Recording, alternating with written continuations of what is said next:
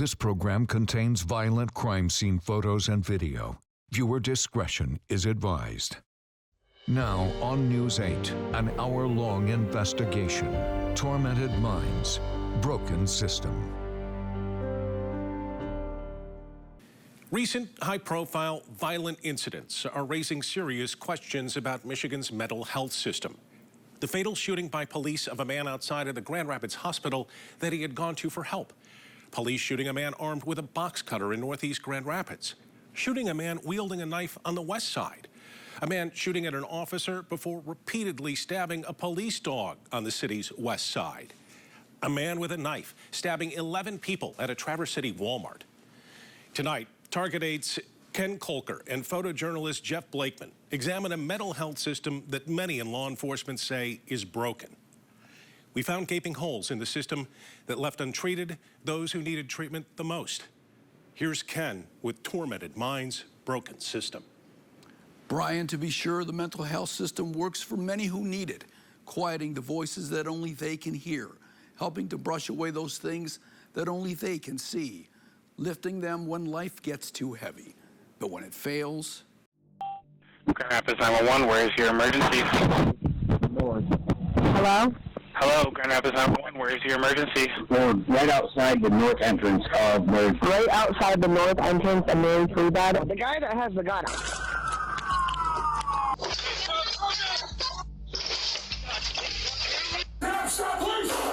You're going to have you respond to the area of Walmart and stage a report of an active assailant. You do not approach the scene without central dispatch clearing. Such quick. Okay,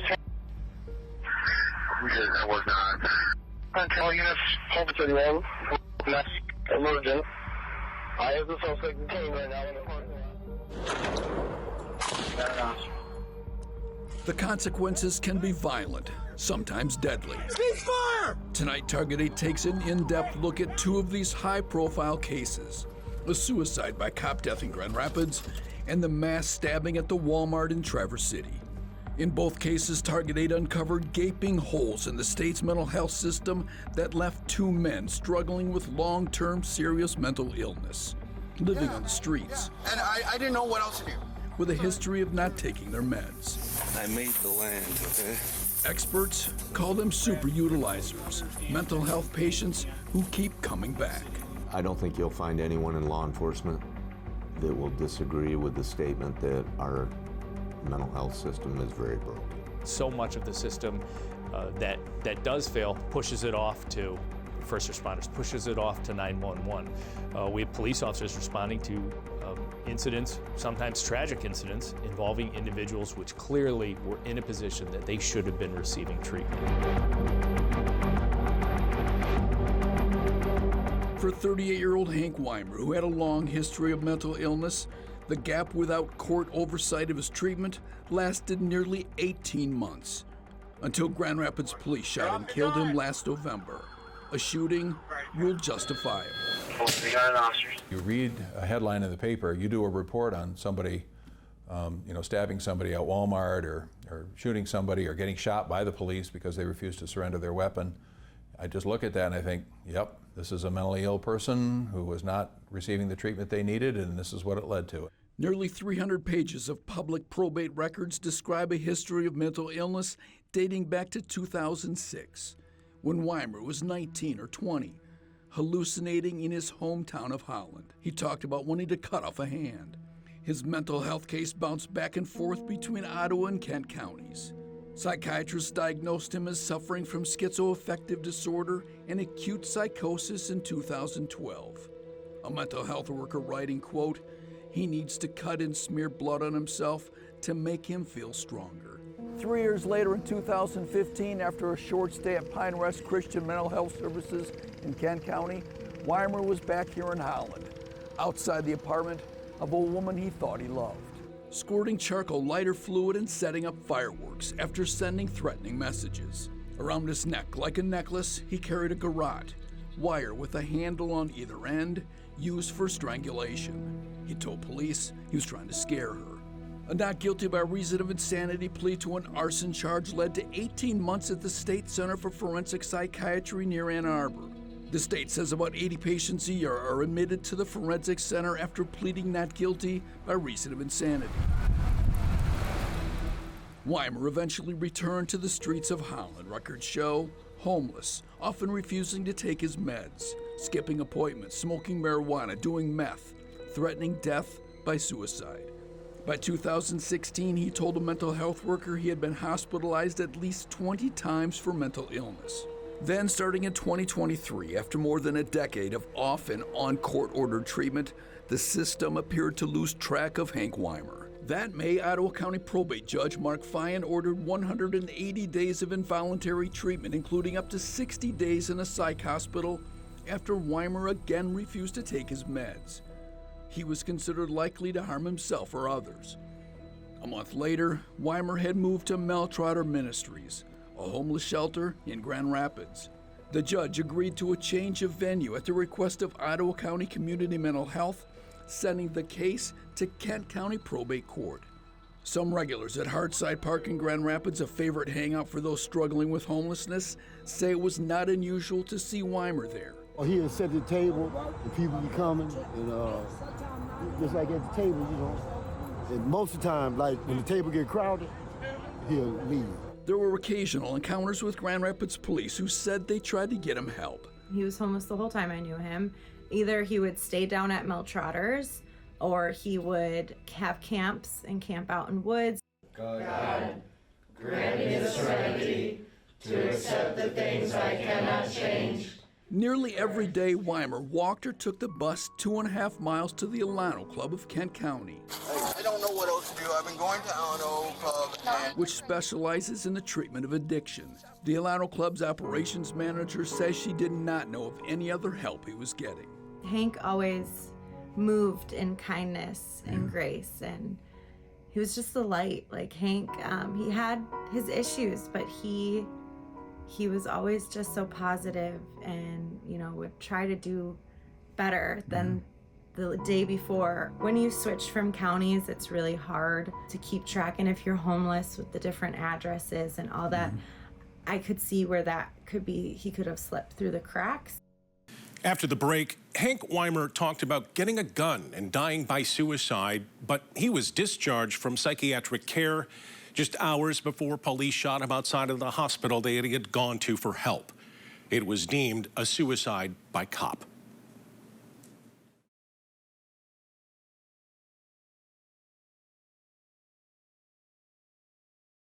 Now back to our special report. Hank Weimer, with a long history of mental illness, had moved to Grand Rapids from Ottawa County, leading to a gap in his treatment. For nearly 18 months after moving to Grand Rapids, there were no probate court records filed by Kent County Community Mental Health, no petitions for court-ordered treatment, until November 4th, 2024, when a Network 180 mental health worker filed a petition in Kent County Probate Court. The file listed Weimer as homeless. Weimer, she wrote, planned to, quote, buy a gun and take his own life. On and off, like, where do you live at? A psychiatrist diagnosed Weimer with bipolar disorder, found he was a threat to himself and others due to his acute manic state, and recommended hospitalization for, quote, safety and stabilization. Weimer, he wrote, was not taking his meds and was not getting outpatient treatment. He recommended he stay in the hospital until a court hearing. But by law, it takes 2 doctors, including at least 1 psychiatrist, to agree before a judge can order involuntary treatment. 3 days later, a psychiatrist at Trinity Health in Grand Rapids examined Weimer for 20 minutes, determined he was a threat to himself or others, and diagnosed him with antisocial personality disorder. Quote, he requires outpatient treatment, and this is strongly recommended, she wrote, not a stay in the hospital. Weimer was discharged the same day from Trinity Health. That night, in front of the same hospital. Drop the gun! Drop the gun!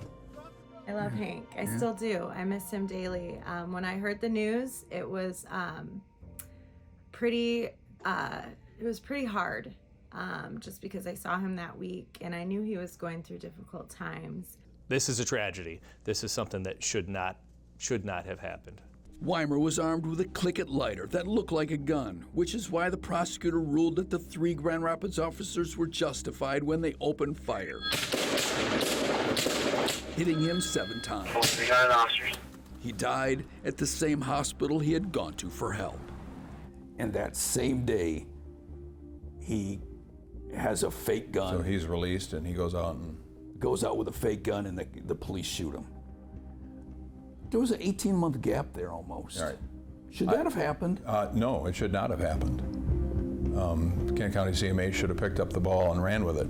Former Ottawa County probate judge Mark Fyan, who handled Weimer's case and retired last year after 36 years on the bench, says it is not unusual to transfer cases between counties. It's a function of the local community health system, community mental health system, not being adequately funded. And so because of that, there's pressure to close cases. And sometimes there's pressure to transfer cases. The case, he says, also shows a need for more psychiatric hospital beds. There are 600 state-run psych beds and another 3,100 private beds in places like Pine Rest, in Forest View, and Kent County. There are horror stories that I've heard of where I sign a pickup order, a person is picked up by the police, goes to the emergency room, they get 2 positive certs. That means 2 doctors, including at least 1 psychiatrist, have certified that the patient needs treatment in a hospital.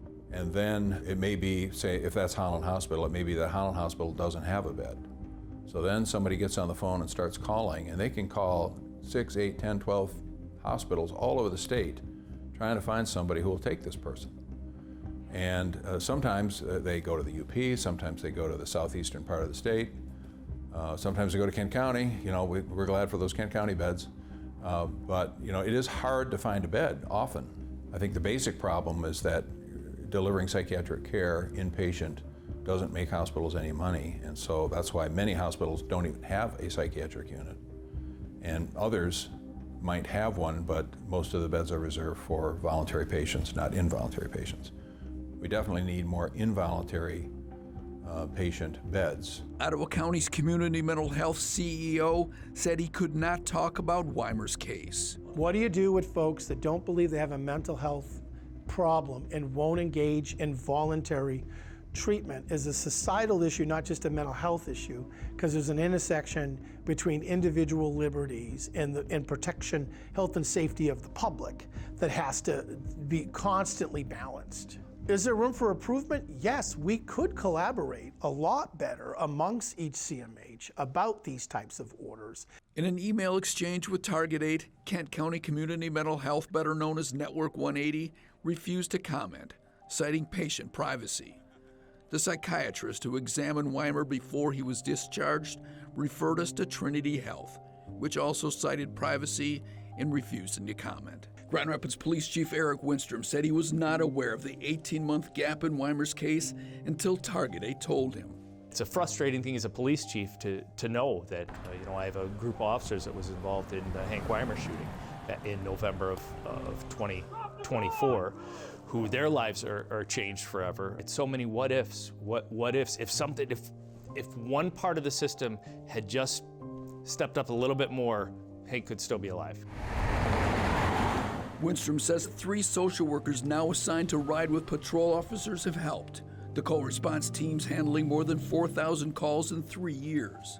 I can't tell you how many people in the past 3 years who would have gone to jail 10 years ago for a call of trespassing or something like that are now getting the appropriate care they need.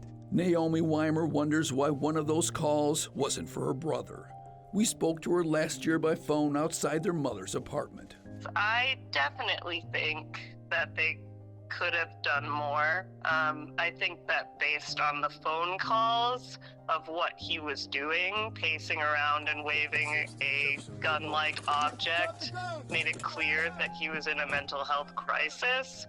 So it's really strange to me that they didn't send some kind of crisis team, that they didn't ask him any questions, that they just literally said, drop it, over and over when he said, shoot me. The chief defended the response. Our social workers are not armed. We do not put them in harm's way. We make sure that the situation is safe before they go out there. They're not sworn police officers. When he was shot, Weimer was carrying a last will and testament he had written with a pen borrowed from a McDonald's, along with a handwritten note, quote, I really can't be violent. I cannot imagine what Mr. Weimer's sister is going through, knowing that if just one thing had happened a little bit differently, he could still be alive today. His sister said that 150 people attended his funeral. Hank was so loved, and he was hilarious. He was hyper intelligent. He was so much more than what has been said about him, for sure. Police said they found another note written in crayon, quote, "Sorry, GRPD, thank you for caring and watching out for me." He did care about the police department. He cared about GRPD. He knew that they did try to help him before, and I think he just wanted them to not feel bad about killing them because he knew that they would kill him. I think it was his way of saying he was sorry for doing this. After the break, there are eerie similarities in the mental health histories of Hank Weimer and Bradford Gilly, but the endings of their stories are vastly different. Gilly accused in the Walmart mass stabbing.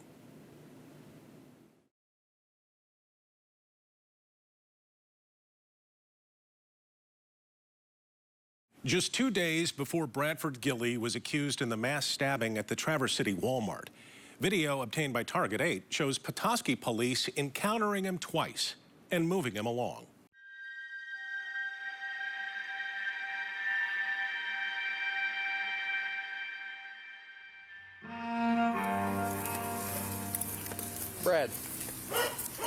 Brad, what are we doing? I just got tired from... I've been traveling for like 7 months now straight. I get you. We can't be sleeping on the sidewalk, right? Yeah, it was all clear until I laid down and they all started walking, I think. It wasn't clear when Bradford Gilly arrived here in Petoskey after his release last year from court-ordered mental health treatment, but it became quickly apparent that he needed help. The system totally failed him. Totally. He had lived in the area most of his life and had a lot of history with Petoskey police, mostly bad. Once kicking his own mother repeatedly, once fighting at a store over Oscar Mayer center-cut bacon. In January of this year, Petoskey police encountered a very agitated Gilly. He was sleeping in a tent in a gazebo. He had called 911 to report that 2 kids were dressed in pink at a McDonald's. Nobody, he reported, should dress like that. Then on July 24th in Petoskey, that first encounter with police on the sidewalk. There's an ordinance against camping in the city, he's told. Said you got money for a motel? You want me to drive you somewhere? Oh, no, I'm fine. You sure? Gilly starts rambling. We're the people that are serving our food in our restaurants and grocery stores, and they're mentally ill, really psychopath.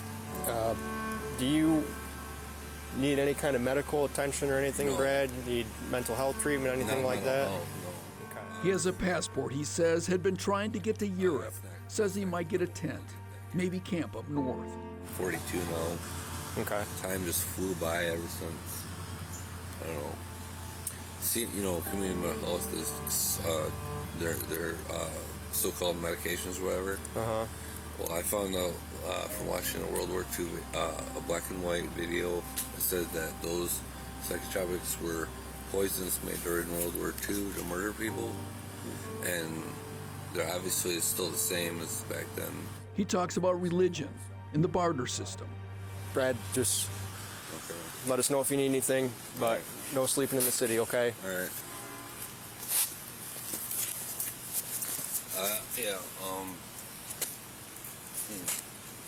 I hate this country, I'm sorry to say. After a few more minutes, Gilly moves along. All right, Brad. All right, yeah. Good luck to you, okay? But he didn't get far. 4 hours later, just blocks away. Hey, Brad. Hey, how'd you know I was back here? People call us. Well, those people that keep on showing up in Abbott County really don't belong here. Police suggest he look for a campground, or maybe find a spot on public land outside Petoskey. But Brad, if we keep having contact with you like this, you are going to start getting tickets. Okay? This place is corrupt because it's part of the whole country, the United States. Those psychotropic drugs that They're poisoned. Closest city limit is about a half mile that way. Okay, thanks, Brad. Have a good one. Remember, this was 2 days before the mass stabbing. Gilly's mother, Beverly, says she was not aware of those recent police encounters. Did you know that? No, I did not know that. And the Are police? people trying to, why wouldn't I get a call from anybody, the police department, because I respected them, I totally respected them. What do I do now? What do I do as a mother hearing that stuff? I'm appalled because I love that man. I love that. That's my boy who is sick. Is he not sick? What should they have done when they saw him? They should have picked him up. Well, I mean, unfortunately, when the first time that the law enforcement person found him, he should have brought him into a crisis unit or brought him to the community mental health program saying something's going on here. He could have done that. The next person did not do it. The next person didn't do something. Then a petition went out and that didn't get filed right away. That's a failure of the system. Police petitioned the court the next day, leading an Emmett County judge to issue a pickup order. Gilly was considered a threat to himself or others. Petoskey police said they couldn't find him. Then, the very next day, on July 26th, in Traverse City. I'm going to have you respond to the area of Walmart and stage a report of an active assailant. Video released by the Grand Traverse County Sheriff's Department shows his rampage through Walmart, jabbing and slashing shoppers with a 3.5-inch folding knife. In a court document, the prosecutor listed the injuries: a lacerated kidney, a stab wound to the stomach, damage to an artery and nerves, a slash wound to an eye, a lacerated liver, damage to a lung and liver, a punctured lung, severed artery, exposed intestines. I am the elderly lady outside of Walmart, and all of a sudden I got hit in the back. I thought pushed like a stampede because people coming out. I thought I got pushed harder than I've ever been pushed in my life, like a truck hit me. And I just went straight down. My knees didn't buckle or anything. I just went straight down. The 84-year-old Traverse City area woman had gone to Walmart to return an expired $3.83 package of plant-based sausage. She was Gilly's last victim, stabbed in the back. I went flat as a flounder. Before others pinned Gilly down with shopping carts and a gun. All the victims were hospitalized, but they've all since been released. I just felt nothing but pity for this boy because he's never had a chance. I hope that he can stay on his medication. I hope that he is not incarcerated in a jail. I don't think a jail is any place for him to be. A state hospital like they used to have in Traverse City that was really run well once upon a time. We need to go back to something like that. Jim Haveman, former director of the Michigan Department of Mental Health and later head of the State Department of Health and Human Services, says this should not have happened. And he should not have been lost in the system, and he was. Yeah. And it's unfortunate. After the break, at first, police suspected grave robbery, but that wasn't even the case, not even close.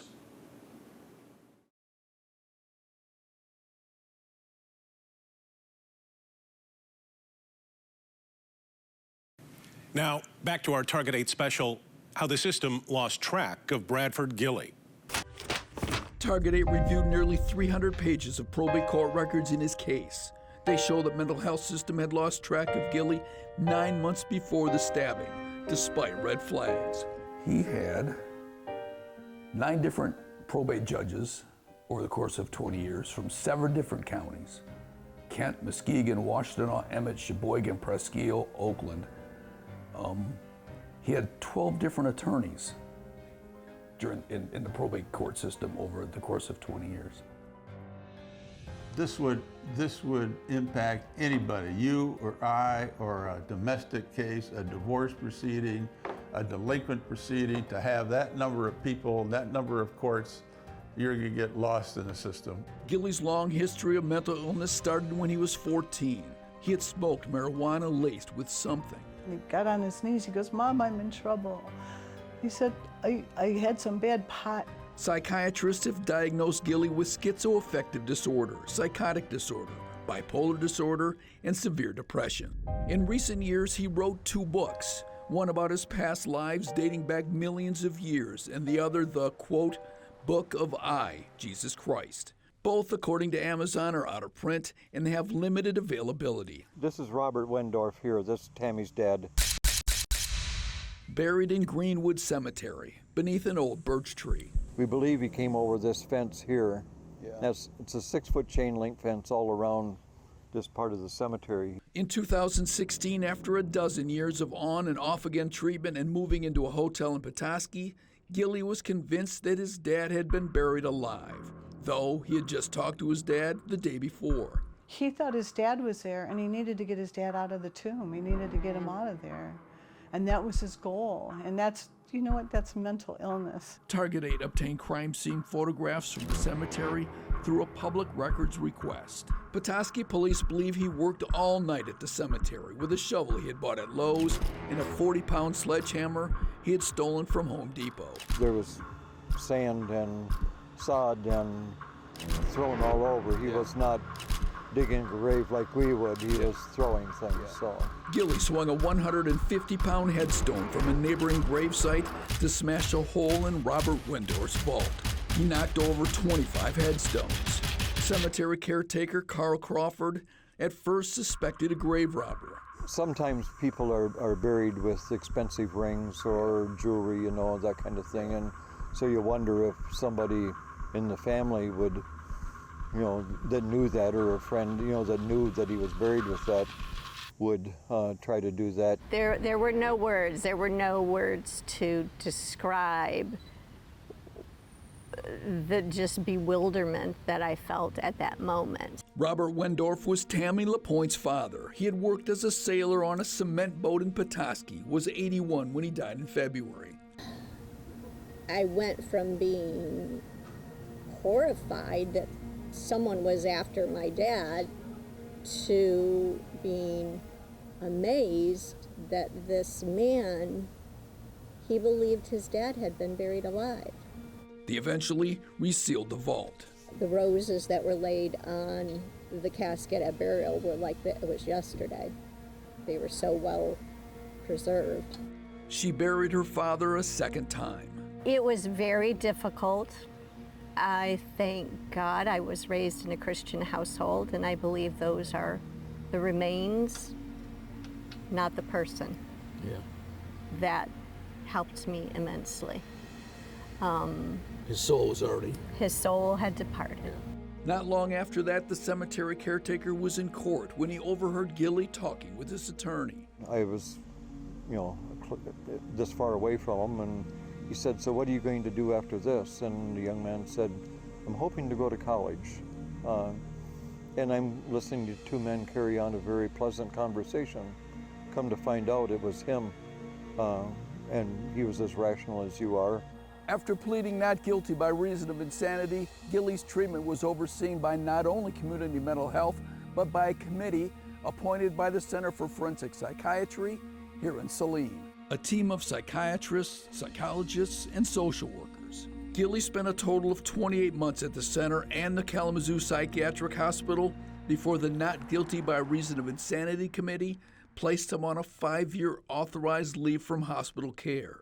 That was in mid-2019. What did you think would happen to him when he pleaded not guilty by reason of insanity? Honestly, I thought he'd be living someplace in some sort of system. Again, I know Michigan. Some kind of secure facility? Yeah, kind of like what Michigan used to have, with the state hospital, or I just assumed he would be in some sort of facility like that. And I was very surprised when I got the letter from Kalamazoo that he had been discharged. The state placed him in adult foster care homes. Monthly antipsychotic injections sometimes helped, sometimes didn't.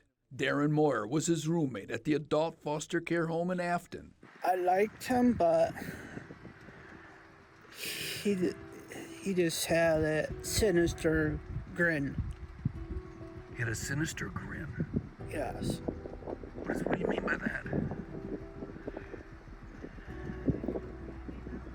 One minute he'd be fine, and then the next minute, turn on the dime, he'd be out of control.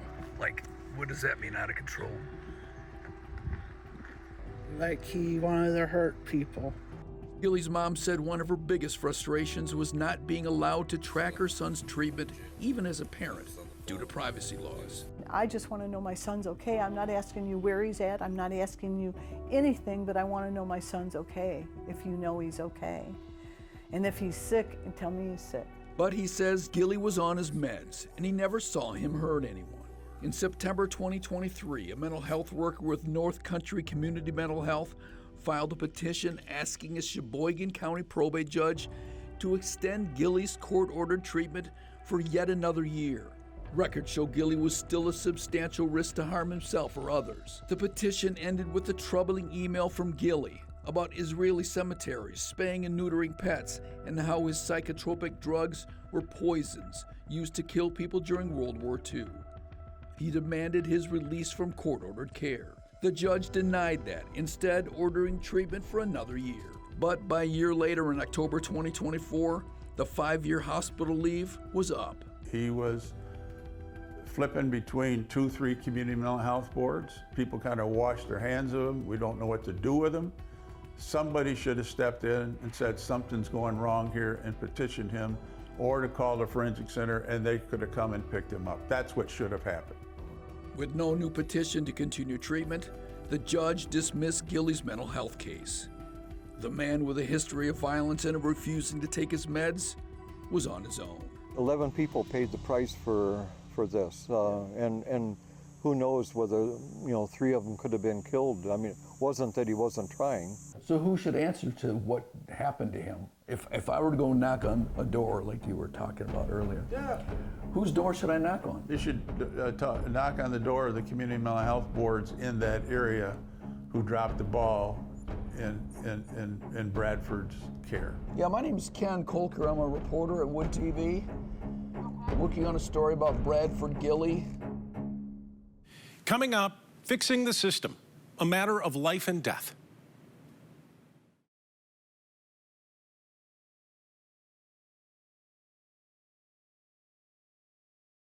Now, back to our special report, Tormented Minds, Broken System, with a life and death search for answers.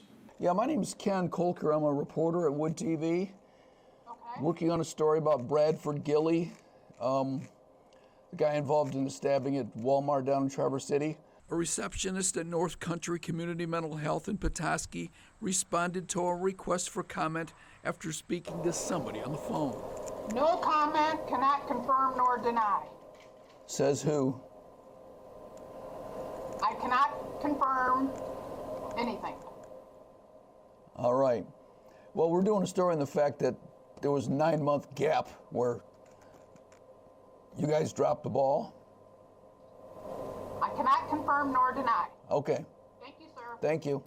Grand Traverse County Sheriff Michael Shea, whose department responded to the July 26 Walmart stabbing, blames what he says is a shortage of psychiatric hospital beds. What changed umpteen years ago when we decided to shut down our state hospital? Did we fix the problem? Was everybody stable and healed? I would beg to say no. Many, he says, end up in his jail. A recent study found 38% of his inmates suffer from mental illness. 38%. That's a lot. So you become almost a mental health ward. We are. Yeah. And we aren't capable. Our jail was built in early 1960. It's not designed for that. We don't have that kind of ability to treat that population, these victims. We don't. So what do we need? What needs to be done to fix it? Reform. Money. Money has to be spent on mental health to fix the problem. We aren't dealing with the issue. We're putting Band-Aids on it and we're kicking it down the road. So more beds? More beds, enough beds so that when people need treatment, require treatment, they can have a bed, they can be in treatment long enough to actually get what they need to stabilize them. Unfortunately, a lot of the answer would involve a large amount of money, and it would involve reopening mental health facilities which have been closed, opening new ones, making sure that the money's there to fund the treatment. Ottawa County Community Mental Health Director Dr. Michael Brashears says most CMHs across the state are short on money, operating in deficits. He blames the state for withholding millions in Medicaid funds. He says his agency alone, with a $71 million budget, is $5 million in the hole. What does it mean to people who need your service? It means the potential collapse of the safety net. Still, he argues, the system works well for most. The overwhelming evidence suggests that a person with mental illness who is engaged in treatment is no more likely to commit violence than people that don't have a mental illness. But he says there are few alternatives for the Bradford Gillies and the Hank Weimers. You can't hardly get anybody in state psychiatric hospitals anymore. They literally cannot get anybody in them. We have people that need state hospital level of care that can't get it because there's no availability for it. There's 600 state hospital beds, right? That's what I was told anyway. That's not enough? No. How many should there be? How many? 3 times as many. Jim Haveman was the state mental health director from 1990 to 2002 when the Engler administration closed some of those hospitals. We used to have 50,000 people in psychiatric hospitals. Back in the 1940s and 50s, the Traverse City Regional Psych Hospital was one of those, but the state shut it down in 1989, more than a century after it opened. There's now a mall there with a candy shop, Sweet Asylum. Anybody who didn't fit and didn't look right or was handicapped was sent there. Some were mentally ill, some were disabled, some were delinquent. Some people said they just didn't belong in the community. And we made a decision, let's phase down the state hospitals to about 600-700 beds, and let's put all the money to build a robust community mental health system to serve 300,000 people in the state. That's what we did. Are there people that need to be in state hospitals like Bradford? Yes. Should he have been there? Yes. But what I don't want it to do is to stigmatize all those who are mentally ill out there, who are doing fine, and who at one time might have been like Bradford, but have got past that and are now constructive citizens in our society. The Gilly case, he says, shows a need for a change in the not guilty by reason of insanity law to allow the state to track patients after their release. Okay. Thanks, Brad. Have a good one. They're just not floating out there that somebody's watching on them. He would push for more crisis centers, especially in rural Michigan. We don't need more inpatient psychiatric beds. Psychiatric hospitals were closed for a reason. They were expensive, they weren't healthy places to be, they were huge, people were just institutionalized. Just think of 3,500 people living in Kalamazoo State Hospital, or 3,000 or 2,000 living in Traverse City.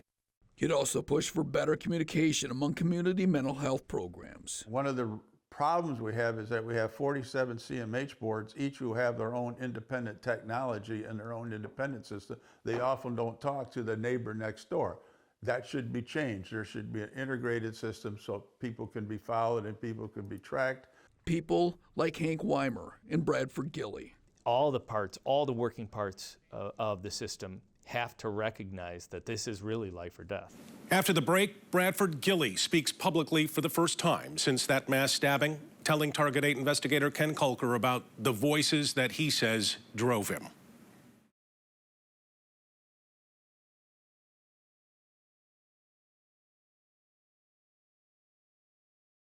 Next up, the conclusion of our special report, Tormented Minds, Broken System. In the words of Bradford Gilly. Are we recording? Yeah. As for Bradford Gilly, the knife attack made sense in his version of reality. In a rambling telephone interview from the Center for Forensic Psychiatry in Saline, he talked about Nazis, about black wagons from World War II, about psychotropic drugs, and about what drove him to stab and slash those he encountered at Walmart. He recalled his introduction into the mental health system nearly 30 years ago. What first got me into the mental health system was when I was 14 years old. One of my friends smoked some weed with me that they laced and didn't tell me about it. Gilly recounted the time he assaulted his own mom, kicking her repeatedly and sending her to the hospital. I attacked my mother, my earthly mother, or whatever, because she is neutering and spaying the animals at her house. He also blamed his condition on the psychotropic drugs that the system forced him to take, Years later, he says, he learned that the same drugs were used to kill people during World War II. Yeah, I saw a black and white video on the internet. As for his abuse of drugs, I didn't want to be locked up in jail even for a night because I like smoking marijuana so much, and I wanted to go home and do that. and he talked about the stabbings. He said he had taken a bus from Petoskey to Traverse City, ending up at the Walmart. Do you even remember doing it? It happened so fast, I only remember 2 different parts, but I remember the gist of it. He said he believed he was protecting what he called his heavenly children. I was just seeing my heavenly children around all these people and getting this vibe and feeling and voices that they were killing them in such a horrific way that it startled and scared the crap out of me, for them, for their sake. So you thought you were protecting your heavenly children by lashing out at these people? Yes. To the best of my knowledge. He acknowledged that his first victim, a young woman, may have been a mistake. She looked like she might have been nice. Yeah. And I felt, I've been feeling terrible, like yesterday, and the more, like, like, if it was a good person, I mean, it might have been, like, I don't know. He also says he doesn't remember stabbing the 84-year-old woman outside Walmart, his last victim. I don't remember that happening in the parking lot. The last person I remember attacking was an old guy right at the main doors, the entry doors. I didn't really mean to hurt anyone innocent. A judge has ruled that Gilly was not competent to stand trial, ordering him to the Center for Forensic Psychiatry in an attempt to return him to competency. You need to be locked up forever? No, I just could use some good counseling. I don't think anything seriously bad should happen to me. Like, I am sane. But his mom says the system that failed her son should never lose track of him again. Freedom for Brad would be tragic for society. And that's saying a lot from me, from Mom. She has watched the surveillance video from inside the Walmart. I feel so sorry for the people, but I seen my son running in fear. I did. I saw him running from his life. From his life. So what's your message to him? I mean, he's randomly stabbed you in the back. I know. I really don't have a message except that I hope you get help. And I hope you can live somewhat of a good life. It won't be normal, but a good life. If you or someone you know is in crisis, you can call the Suicide and Crisis Lifeline at 988 and talk to a counselor. We have much more at woodtv.com. I'm Target 8 investigator Ken Kolker.